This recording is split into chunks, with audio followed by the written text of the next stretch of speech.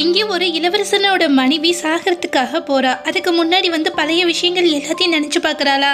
எனக்கு 15 வயசு இருக்கும் போது கல்யாணம் ஆச்சு. 2 குழந்தைங்களுக்கு அம்மா இருந்தும் என்னுடைய 2 பசங்களுமே எனக்கு சப்போர்ட் பண்ணல. என்னுடைய ஹஸ்பண்டோ என்னை விட்டுட்டு வேற யாரையுமே கல்யாணம் பண்ணிக்க மாட்டேன்னு சொன்னாரு. ஆனா இன்னைக்கு 2வதா ஒருத்திய கல்யாணம் பண்ணிக்க போறாரு. 10 வருஷமா என்னுடைய மாமியார ஒரு வேலைக்காரி மாதிரி பாத்துக்கிட்டேன். ஆனா இன்னைக்கு எல்லாருமே என்னை கைவிட்டுட்டாங்க அப்படின்னு சொல்லிட்டு தான் மாமியார் பேசினதை யோசிச்சு பாக்குறாளா. 10 வருஷத்துக்கு முன்னாடி என் பையனை காப்பாற்றும் போது உன்னுடைய முகத்துல இந்த தழும்பு இருந்துச்சு. ஆக்சுவலா ஒன்னு ஒரு அசைநாயகியா கூட வச்சுக்க முடியாத அளவுக்கு உன்னுடைய முகம் கேவலமா இருந்துச்சு. ஆனா என்னுடைய பையனை உன்னை கல்யாணம் பண்ணிக்கிட்டான். வெளியில இருக்கக்கூடிய எல்லாருமே சிரிச்சிட்டு இருக்காங்க. அரச குடும்பத்துல இப்படி ஒரு பொண்ணா அப்படின்னு சொல்லிட்டு உன்னை பாக்குறதுக்கே பேய் மாதிரி இருக்க. மரியாதை பையன் நல்லா இருக்கணும்னு நினைச்சின்னா அவனை விட்டுட்டு போயிடு அப்படின்னு சொல்லியிருப்பாங்களா. இப்ப அது எல்லாத்தையும் நினைச்சு பார்த்தா அழுதுகிட்டே அங்க இருக்கக்கூடிய தண்ணிக்குள்ள விழுந்து இறந்து போயிடுறா. அதே நேரத்துல மாடர்ன் செஞ்சுரியில நம்மளோட ஹீரோயின் ஒரு ஃபேமஸான டிவோர்ஸ் லாயரா இருப்பா. இப்போ கூட ஒரு கேஸை சக்ஸஸ்ஃபுல்லாக முடிச்சுட்டு தன் ஃப்ரெண்டு கிட்ட பார்ட்டிக்கு கிளம்பலவா அப்படின்னு சொல்லிட்டே வருவாளா. பார்த்தா ஆப்போசிட்டில் வரக்கூடிய ஒரு கார் பிரேக் இல்லாமல் அவன் மேலே மோத அந்த இடத்துல இறந்து போயிடுறா. இப்போ மாடர்ன் செஞ்சுரியில் இருக்கக்கூடிய நம்ம ஹீரோயினோட அரசர்கள்லாம் வாழ்ந்த காலகட்டத்தில் இறந்து போனா இல்லையா, அந்த பொண்ணோட உடம்புக்குள்ள சேர்ந்துட அங்கே இருக்கக்கூடிய வேலைக்காரவங்களும் தண்ணியில் விழுந்தவ இறந்து போயிருப்பா இல்லையா, அவளை கொண்டுட்டு கார்டனில் போட்டுறா. இளவரசருக்கும் இப்போ கல்யாணம் நடந்துட்டு இருக்கு. இந்த மாதிரி நேரத்தில் அவரோட இந்த அசிங்கமான ஒய்ஃப் இறந்து போயிட்டா அப்படின்ற விஷயத்த நம்ம சொல்ல வேணாம் அப்படின்னு சொல்லி பேசிட்டு இருக்காங்களா. நம்மளோட ஹீரோயினும் இப்போ கண்ணை திறந்து பார்க்குறா. அவங்களும் ஷாக் ஆகி போயிட. அவளும் கண்ணை திறந்து பார்த்துட்டு நான் எங்க இருக்கேன் அப்படின்னு சொல்லி யோசிச்சுட்டு இருக்காளா. இப்போ அவளுக்கு அந்த காலகட்டத்தோட சில நினைவுகள் எல்லாமே போகுது. அட பாவீங்களா, எங்க காலகட்டத்தில் எவ்வளோ பெரிய ஃபேமஸான லாயரா இருந்தேன், இப்போ இங்கே மாட்டிக்கிட்டேனே அப்படின்னு சொல்லி யோசிச்சுட்டு இருக்காளா. இப்போ அந்த காலகட்டத்தில் அவளுக்கு ஹெல்ப் பண்ணுறதுக்காக ஒரு பொண்ணு இருக்கா. நேராக நம்ம ஹீரோயின் கிட்ட நீங்க உயிரோட தான் இருக்கீங்க, நல்ல வேளை கடவுள் உங்களை காப்பாத்திட்டாரு அப்படின்னு சொல்லிட்டு இருக்க. பக்கத்துலயோ அவளோட ஹஸ்பண்டோட கல்யாணம் நடந்துட்டு இருக்கா. அதோட சவுண்டு கேட்டுட்டு இருக்கு. நம்மளோட ஹீரோயினோ 1000 டிவோர்ஸ் கேஸை நான் பார்த்துருக்கேன். ஆனால் ஃபர்ஸ்ட் ஒய்ஃப் இருக்கும் போதே 2வது ஒய்ஃபை கல்யாணம் பண்ணிக்கிறதுக்கு இவ்வளோ அவசரமா, இன்னைக்கு உங்களை உண்டு இல்லைன்னு பண்றேன் அப்படின்னு சொல்லிட்டு உள்ளுக்குள்ள நுழையிறாளா. இவங்க தான் ஜென்ரலோட ஃபர்ஸ்ட் ஒய்ஃப்னு நினைக்கிறேன். பார்க்கறதுக்கு ரொம்ப அசிங்கமா இருப்பாங்க அப்படின்னு சொல்லி கேள்விப்பட்டிருக்கேன். இப்பதான் முதல் தடவை பார்க்குறோம் அப்படின்னு சொல்லி பேசிட்டு இருக்காங்களா. இளவரசனோட அம்மாவோ இதை எல்லாமே கேட்டுட்டு இருப்பாங்களா. பயங்கரமா டென்ஷன் ஆயிடுறா. தண்ணிக்குள்ள குதிச்சனால ஃபுல்லா நனைஞ்சு போயிருப்பாளா. இந்த மாதிரி ஒரு கோலத்தோட கல்யாணத்துக்கு நின்றுட்டு இருக்கியே, உன்னால பேர்ட் லக் தான் என்னுடைய பையனுக்கு அப்படின்னு சொல்லி கோவப்பட்டுட்டு இருக்க. இளவரசனோட 2வது ஒய்ஃபோ பரவாயில்ல, எங்களுடைய கல்யாணத்துக்கு அக்கா வந்ததுல எனக்கு ரொம்ப சந்தோஷம் அப்படின்னு சொல்லி சீன் போட்டுட்டு இருக்கா. சுத்தி இருக்கக்கூடியவங்களோ பாத்தியா 2வது ஒய்ஃப் ரொம்ப அக்கறையானவ அன்பானவ கூட அப்படின்னு சொல்லி பேசிட்டு இருக்காங்களா. நம்மளோட ஹீரோயினோ சரி கல்யாணத்துக்கு வந்தாச்சு, போய் எனக்காக நீ டீ எடுத்துட்டு வா அப்படின்னு சொல்ல, அவ்வளோ இன்னது நான் டீ எடுத்துட்டு வரணுமா அப்படின்னு சொல்லிட்டு இருக்காளா.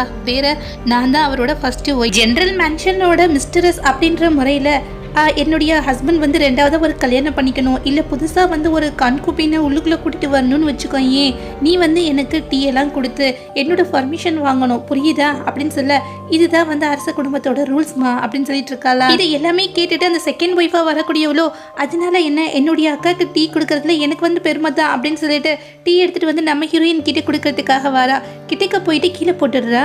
உடனே அவளுடைய கை சுற்றுச்சுன்னு சொல்லி ஆக்ஷனை போட்டுட்டு இருக்காளா. நம்மளுடைய இளவரசனும் என்னச்சு உனக்கு அப்படின்னு சொல்லி ரொம்பவுமே அக்கறையா கேட்டுட்டு இருக்கான். நம்ம ஹீரோயினை பார்த்துட்டு எதுக்காக இந்த மாதிரிலாம் பண்ணீங்க அப்படின்னு சொல்லி கேட்கறதுக்காக வராளா. அதுக்குள்ள நம்மளோட ஹீரோயினும் அவ என்ன பேச வந்தாலோ அதே மாதிரி இமிடேட் பண்ணி காமிச்சிட்டு இருக்கா. எதுக்காக இப்படி பண்ணீங்க, நான் உங்களுக்கு என்ன பண்ணேன், இதுதானே கேட்க வந்த, இந்த மாதிரி 1000 தடவை என்கிட்ட நீ பண்ணிட்ட அப்படின்னு சொல்லி கோவப்பட்டு இருக்க. இளவரசனும் எதுவும் பேசாம தன்னுடைய ஒய்ஃபை பார்த்துட்டு இருக்கானா. எப்பவும் போல இல்லாம இந்த தடவை இவளுடைய வாய்ஸ் ரொம்பவுமே இன்க்ரீஸ் ஆயிருக்கு. ரொம்பவுமே தெளிவா பேசிட்டு இருக்கா. என்னாச்சு இவளுக்கு அப்படின்னு சொல்லி யோசிச்சுட்டு இருக்க. இப்போ இன்னொரு கப்பில் ஒரு டீயை எடுத்துட்டு நம்ம இளவரசன் மேலேயும் செகண்ட் ஒய்ஃப் மேலேயும் தூக்கி எறிகிறால. அவங்களும் மேலே பட்டோடனே அதை ஃபுல்லாமே உதறி விட்டுட்டு இருக்காங்களா. இப்போ தன்னுடைய ஹஸ்பண்டை பார்த்துட்டு நான் இந்த மாதிரி டீ எடுத்து உங்கள் மேலே கொட்ட போறேன்னு உங்களுக்கு தெரியாது, இது சடனான அட்டாக் தானே, அப்படி இருக்கும் போது அந்த டீ தெரிச்சிருச்சு. ஆனால் இவ என்கிட்ட டீ கொடுக்க வரும்போது அந்த கப்பை கீழே போட்டுட்டு அவளுக்கு அடிப்படாத மாதிரி விலகி போயிடுறா. ஒவ்வொரு தடவையும் இது மட்டும் எப்படி ஆகுது அப்படின்னு சொல்லி கேட்க, ஒருவேளை இது ஆக்சிடென்ட்டாக இருந்துச்சு, நான் தான் அவன் மேலே கொட்டினேன்னா அவளுக்கு அடிபட்டுருக்கணும்ல அப்படின்னு சொல்லி கேட்டுட்டு இருக்காளா. இப்ப செகண்ட் ஒய்ஃபா இருக்கக்கூடியவளோ இளவரசனை பார்த்துட்டு எனக்கு எதுவுமே தெரியாது, இவங்க போய் சொல்றாங்க அப்படின்னு சொல்லிட்டு இருக்காளா.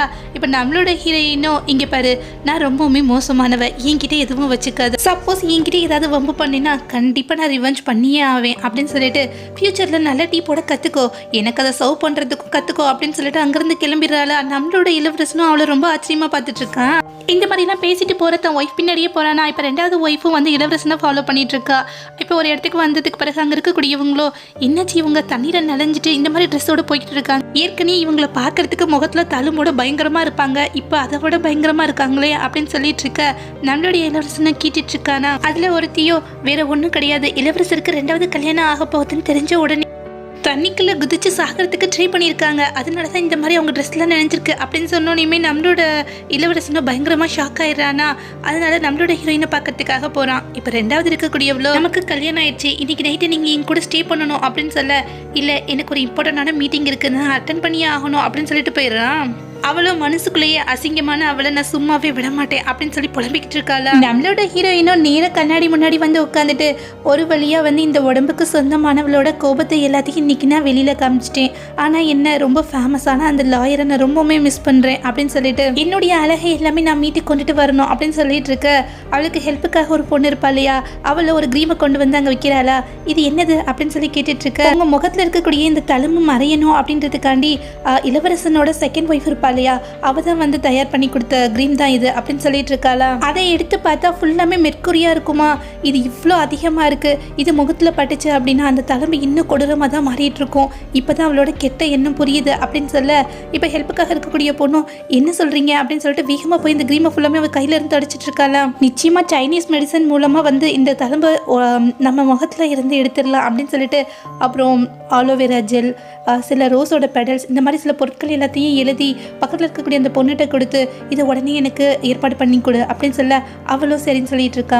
எனக்கான ஃபேஸ் க்ரீமை நானே தயார் பண்றேன் அப்படின்னு சொல்லிட்டு இருக்க, நம்மளுடைய இளவரசன் அவளை பார்க்கறதுக்காக அங்க வரானா. என்னாச்சு 2வது ஒய்ஃபை விட்டுட்டு கல்யாணத்தன்னைக்கு எதுக்காக இங்கே வந்திருக்கீங்க, முதல்ல அவள் வெயிட் பண்ணிட்டு இருப்பா, அங்க போங்க அப்படின்னு சொல்ல, அவனும் இங்க பாரு, அவளை கல்யாணம் பண்ணிக்கிறது அப்படின்றது அரச குடும்பத்தோட உத்தரவு, அதை என்னால மீற முடியும், தயவு செஞ்சு வந்து என்ன தப்பா புரிஞ்சுக்காத அப்படின்னு சொல்லிட்டு இருக்க, அவளோ அதை பத்தி நான் கவலைப்படவே இல்லை, முதல்ல இங்கிருந்து வெளியில போங்க, என்னால இன்னைக்கு உங்களுக்கு சர்வ் பண்ண முடியாது அப்படின்னு சொல்லிட்டு இருக்கு. அவனோ நீ முன்ன விட இப்ப ரொம்ப வித்தியாசமா இருக்க அப்படின்னு சொல்ல, நம்மளோட ஹீரோயினோ என்ன வித்தியாசத்தை பார்த்தீங்க அப்படின்னு சொல்லி கேட்டுட்டு இருக்காளா.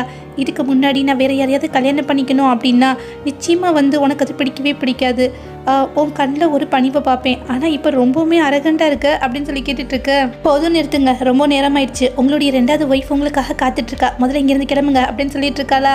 பக்கத்தில் ஹெல்ப்காக நின்றுட்டு இருக்க வேலைக்கார பொண்ணும், இளவரசி ஏற்கனவே ரொம்ப நேரம் ஆயிடுச்சு, 2வது இருக்கக்கூடியவங்க உங்களுக்காக வெயிட் பண்ணிட்டு இருப்பாங்க அப்படின்னு சொல்ல, அவனும் அங்கேருந்து கோமா வந்து வெளியில் போயிடுறான்.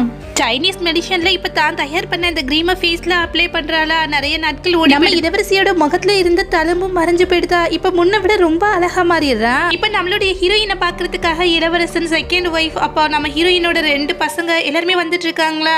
நம்மளோட ஹீரோயினோ என்னுடைய முகம் அழகா மாறினது அவங்களுக்கு தெரிய வேண்டாம், ஏன்னா இந்த 2வது இருக்கா இல்லையா, அவளுடைய உண்மையான குணத்தை நம்ம வெளியில கொண்டு வரணும் அப்படின்னு சொல்லிட்டு அவங்கள போய் வெளியிலேயே தடுத்து நிறுத்து அப்படின்னு சொல்லிட்டு இருக்காளா. அவளும் வேகமா வெளியில வந்துட்டு இளவரசியை யாரும் பார்க்க முடியாது அப்படின்னு சொல்லிட்டு இருக்காளா. அந்த 2 குட்டி பசங்களும் இதுக்காக அப்படின்னு சொல்லி கேட்டுட்டு இருக்க, இப்ப அவங்களுக்கு கொஞ்சம் உடம்பு முடியல அப்படின்னு சொல்லிட்டு இருக்காளா.